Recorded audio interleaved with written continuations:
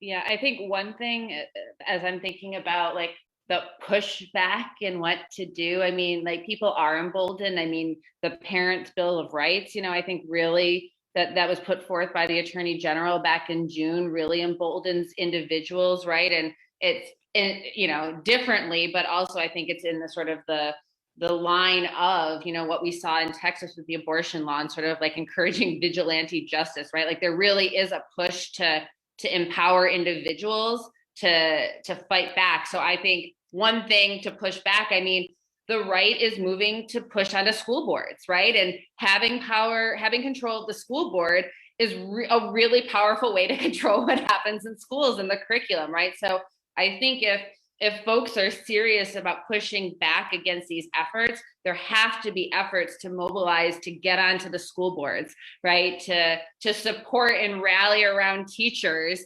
to talk about why having inclusive curricula that is critical is important, because you are right. I mean, I think it's 28 states that have either already or are pushing to ban critical race theory, right? And under that umbrella, it's basically talking about race at all. So this is certainly something that's on the rise and is on the horizon for us.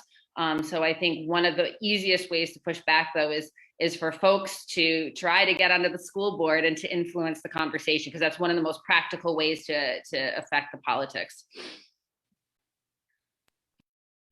Unfortunately, in Muncie, Yes. We don't have an elected school board at an MCS, yes. But we can still work to go to the school board meetings and push. And it's good that the president of the school board, had those remarks the other day. But it's really scary. I was talking to a teacher recently who said if that kind of law passes here, essentially they are going to be forced into lying to their students. A great significant lie of omission, but especially if you're teaching government or history and what are the ethical questions going to be falling on the teachers at that point? To break the law, to quit, but people need their jobs.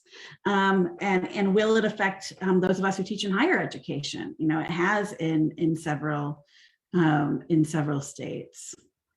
And if I may add to that, what does scare me is not that it's not going to stop the CRT about race. It's going to go on. It's going to be a domino effect.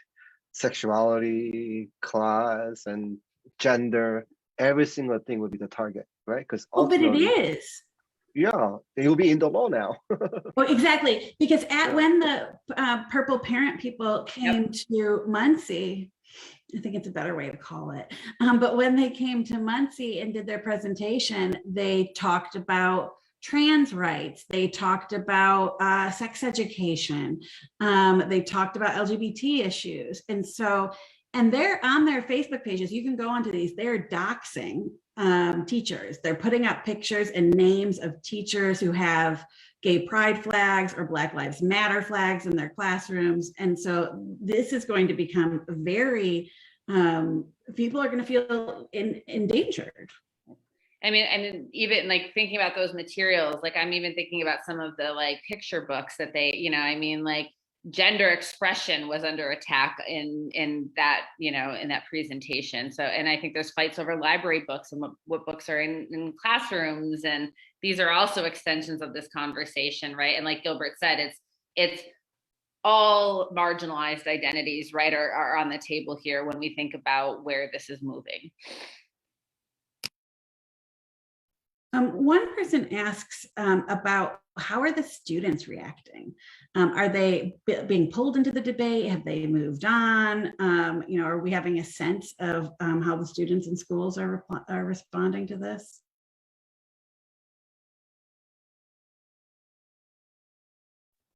I mean, Kristen might know more than I do. I do not know what's happening in public schools. I have not been there. But I do work with teachers who work with students. And what they tell me is that students are very aware of things like Black Lives Matter movement. And students are very aware of the struggles of the transgender students, just looking for a place to be. So these things are actually there. Are teachers brave enough to have meaningful conversations about this. I like to say our teachers are doing it, but would they be using the words like critical race theory to talk about it? Probably not. Yeah, I think what Gilbert said is exactly right. I was just talking with a colleague who was in a fourth grade classroom, and they were doing a study of an artist. I think the artist's name is Floyd Cooper, but the children were like, oh, that makes me think of George Floyd. And this was a fourth grade classroom, right? So it brought, I mean, like authentically, right, and organically, the children just started having a conversation about race, right? So children are in this world of this world. They see a lot more than I think adults think they do, and they are certainly capable of thinking and having conversations that a lot of adults don't think they can have.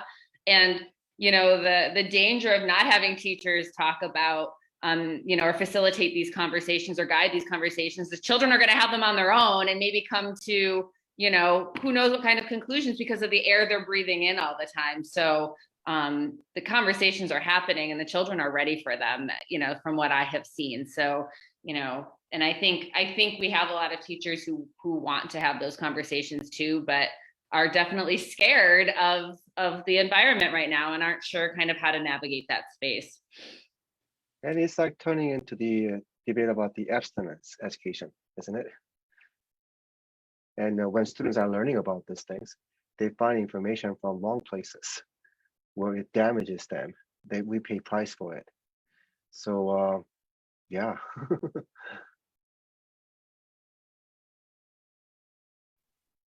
When you talk to teachers who are processing this, if there's a generational component, their discourse, when they're not talking about the students' perspectives, how are pre-service teachers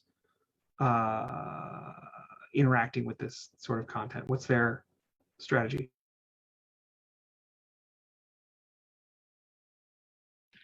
So, I mean, I think, I work with pre-service undergraduate students who are focused on becoming elementary educators. And I mean, they, on the one hand, they have a lot of, they're fearful, right? Because they hear what happens, and so on the one hand, they're worried, but I think a lot of them also want to do right by children and support children in becoming democratic citizens and helping children navigate these conversations. So I think our pre-service teachers want to engage this work and are ready to engage this work, but they're also fearful because of everything that they hear as well. And some of my pre-service teachers in my classes are here, so maybe they can say something about this. But my impression with working with the students in this room right now is that there are some things we just can't afford not to talk about. Yeah. Yeah. And I've been having very meaningful conversations with very engaged students about these critical issues. So I find it very rewarding, if that answers your question, Phil. To speak about Phil, not Phil, we won't speak about Phil right now. We could, but speaking about fear, someone asked a question earlier about the book, I'm Okay, You're Okay. And this question asker writes, we in the 70s learned that fear comes from believing that if the other person is okay, we're not okay. Like being okay might be a zero-sum game. And recently, I'm not aware of the book, but recently Muncie Resist offered a training on the race-class narrative. And this relates to some of the things you've been talking about, how some of these terms function as dog whistles and alert certain white people that they have to fear some people of color because we're living in a zero-sum economy and people might take their jobs, or there's this anxiety, and some people have been talking about this in the chat. And I think that this discussion around CRT and SEL works towards this. So I don't necessarily think that the parents who are being pulled to these efforts are necessarily being pulled there out of overt racism, but also out of fear for their children's future. Like they're looking at an America that's changing and they're afraid for their children's future. And if that's the case, like, is that a way we can help speak to people to convince them that their children's future is going to be a lot better if we build an inclusive, democratic world for everyone here.